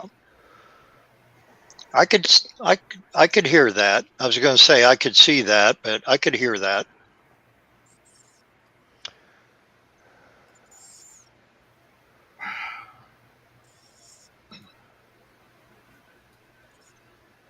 Don't everybody speak at once. Oh, I'm sorry. I'm looking at a list. I went to Wikipedia. They have a list of rotoscope works, and I'm looking at music videos. Ah, okay. And strangely enough, the one I can't find is, oh, there it is. Take on Me, Train of Thought, and The Sun Always Shines on TV by Aha. I didn't know they had three. Well, you probably are seeing a mention of the Ralph Bakshi versions of Lord of the Rings. That's under the movies, yes. Mm-hmm. And then Wizards had a few rotoscope scenes in Yes, it Wizards as well. in here. Let me see. Titan AE was done in Oh rotoscope. yes. That was very very well good. done actually. They almost made that look as if it weren't rotoscope. It was. I think Well, I every know it- Filmation I cartoon know it from was, the but 70s was. they managed to tweak the animation just enough to where it looked like it could have been just hand drawn cell animation instead of being rotoscoped. And It for was those very of you, artistically done. and for those of you who are in the audience tonight and don't know what the heck we're talking about, rotoscoping is a form of animation where they film the actors doing their skits, moving through their skits, and then they draw the animated pictures over the film, basically. Over each frame of the film. Over each frame. Mhm. And It gives a much more fluid right. movement to the animation. And most of the early Disney stuff was rotoscope before they started doing everything in computers. Some of the Well, that's why I some of love the Fleischer Brothers studio stuff was like that. Ralph And Bakshi, Ralph Bakshi, that was much Don later, Bluth. but there was another really classic Gulliver's Travels movie, animated movie from way back in the day. That was rotoscoped as well. Heavy Metal. Heavy Metal, some of that the movie was. Heavy Metal, and Heavy Metal 2 for that. and Some American of it, not all Pop. of it. Yeah. There were rotoscope scenes in what was it, Hollywood? Cool World. Cool And World. Yes, Cool thank World. you. And then Sin City. Yeah, The two movies from the Frank Miller comic books were actually, they film the actors, but then they go over it with like a airbrush rotoscope technique. Yes. Which is why you get that odd black and white film kind of thing. There was some of the same sort of effects in the Spirit movie. No, same thing. Yes, that's another probably. Miller. Yeah. If that had happened closer to when the first Sin City movie came out, it would have been a much more successful film, but they waited until the audience had other things to see and get distracted by. Snow Snow White, White dancing, yes, Snow White indeed. dancing, Cinderella was, Hmm. that was rotoscope. Pinocchio was rotoscoped. This is rotoscope here from the New Adventures of Batman. No, How that's a how cell phone. fluid. Yep. Well, it's that too, but everything that he does, and That one flagpole flip there, that was stolen from the 1960s Spider-Man cartoon. Probably. I Could have been. recognize it from every Right. other frame in the damn series. Um, Let's see, the Max Fleischer Superman cartoons. Some of those were rotoscoped, or well, parts of them were rotoscoped. Parts of all of them. And the thing is, it's neat if you animate it well. The animated characters look very fluid. What was the ones from the 70s and 80s? Um, uh, um, there was a Tarzan and a Lone Yeah, Ranger, and I can't remember. Was it Lou Scheimer Studios? yep. Oh, Flash that's Gordon, Flash that's one, Gordon. Yep. and very much rotoscoped on that. And yes, I got Tarzan in here somewhere. Hmm. Um, What was the production company on that? I'm trying to remember. Lou Scheimer and Norm I, Prescott. okay, I was half right. So yeah, and With and Mike it was Timmy, all you're the right. You're right. filmation. the hard Every part, filmation one the hard would part have was getting the been, gorilla to do all that acting so they could rotoscope over it. yeah. No, But they just yeah, they they just did that with. Go ahead. Oh, now nobody wants to talk. nope. This moment of silence is brought to you by calm.com, which, by the way, I guess that company is laying off a whole bunch of their people. I don't know if their people don't want to go to sleep using their app or what the deal is, but I heard that they're really cutting back. A bunch of their employees were sleeping on the job. Yeah. Okay, you're out of here. But that's what you get for using the product. Mm-hmm. But no, the majority of all the filmation, and even, the Groovy Ghoulies and Archie's Funhouse, all that was Sabrina, rotoscoped as well. yeah. Yeah, Sabrina, the Wasn't Teenage Witch. Was Scooby-Doo was rotoscoped somewhat? Barely. Some of the running scenes where they would introduce the episode at the beginning, that could have been maybe. I think everything else was Just standard not cell much. Yeah. Yeah. Yeah, cell there would animation. be certain pieces of it that were, but It depends, because they would actually have several people working. They did an assembly line style. One person would do background movements and another person would do actor movements and cars or whatever, Yeah. and as they move the picture and frame and cell around, everybody do their own little work. They'd literally have 50 people doing one cell. They'd get it done in 20 minutes, but one guy would only work on it for anywhere from 15 seconds to 3 minutes, depending on what they had to do, and move on to the next guy. And it was, you'd see these long tables with light panels in them, glass light panels, and steel frames on the top and bottom that were sliding.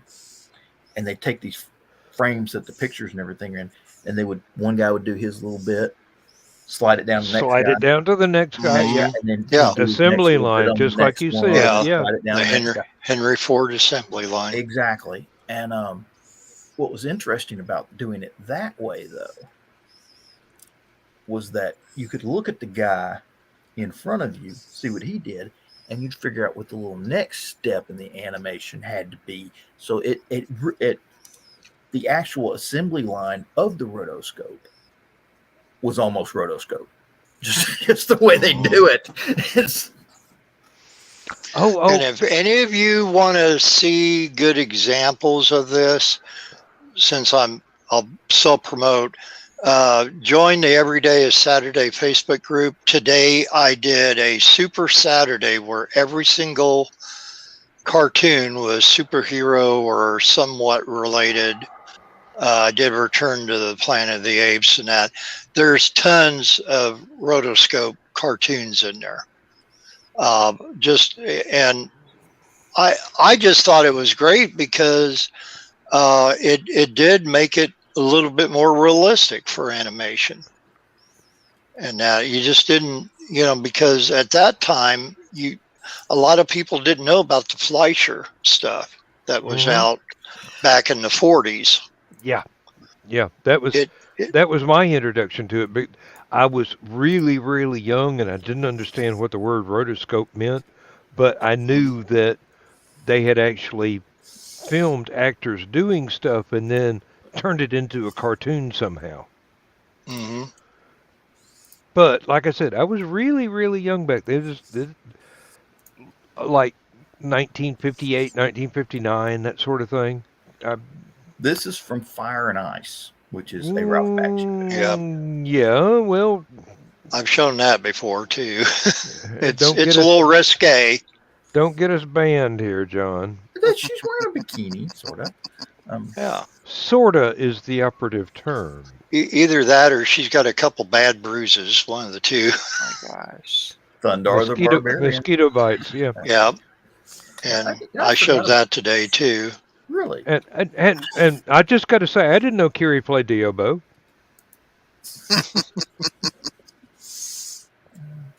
There's that Flash Gordon one you were just. Yeah, it's a shame that wasn't better.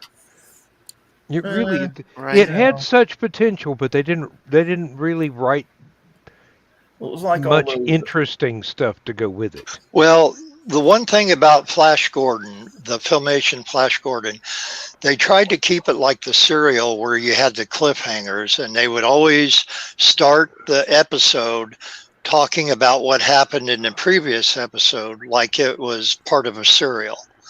And which was kind of cool at first, but after about halfway through the first season, you're like, oh my God, okay, I already know what happened in the last episode. Let's, you're taking up too much time. I watched it last week. Get to the story. Yeah. Yeah. In our last episode, Wonder Woman had been tied up with her own golden lasso. You'd be amazed at how often that happens. Yes. Well, Aunt Martha lays in a ditch in Albuquerque. Professor Zarkov invents a ray gun again. Again. Oh Lord, we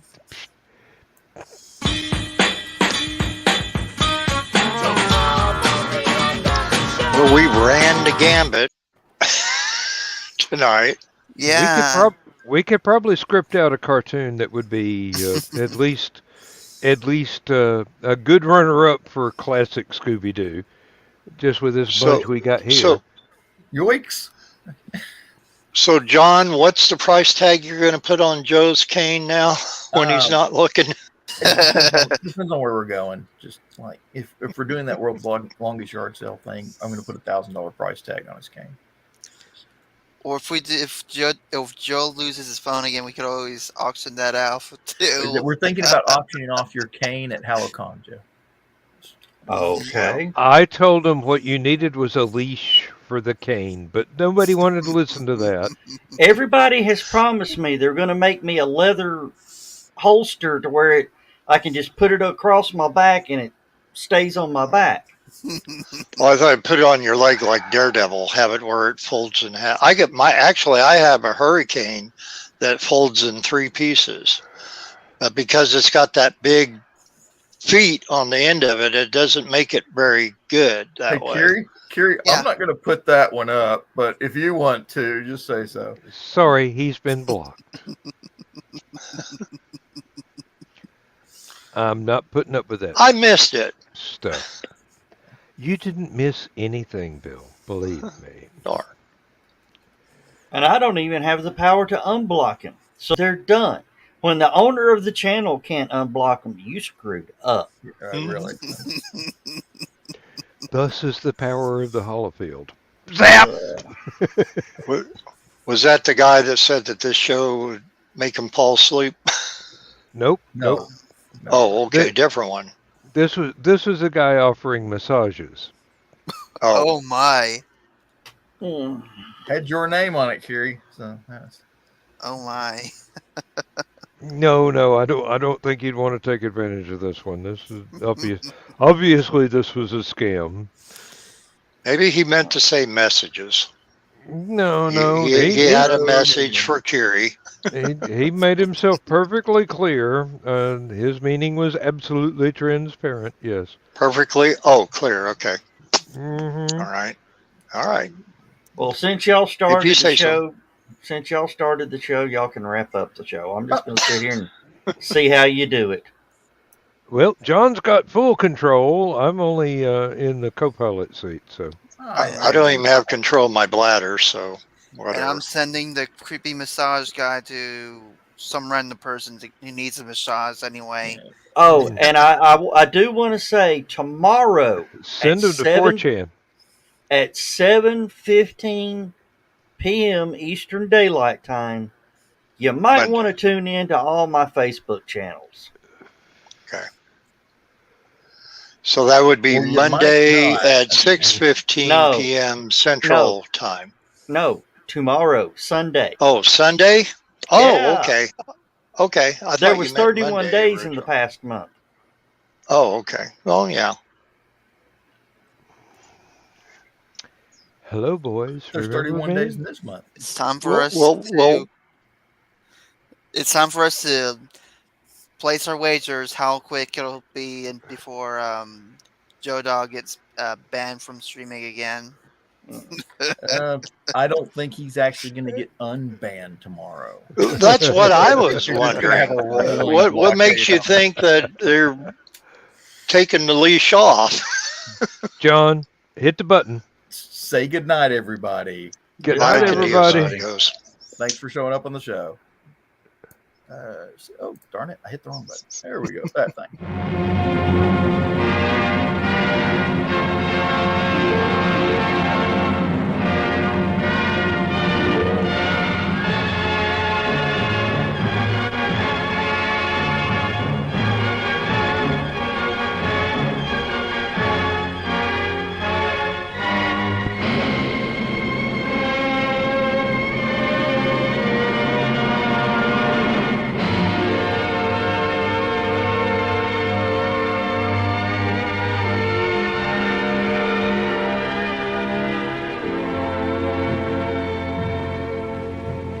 I have slept the surly bonds of earth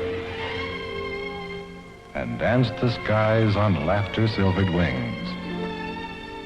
Sunward I've climbed and joined the tumbling mirth of sun-split clouds and done 100 things you have not dreamed of. Wheeled and soared and swung high in the sunlit silence. Hovering there, I've chased the shouting wind along and flung my eager craft through footless halls of air. Up, up the long, delirious, burning blue, I've topped the windswept heights with easy grace, when never lark nor even eagle flew. And while with silent, lifting mind, I've trod the high, untrespassed sanctity of space, put out my hand, and touched the face of God.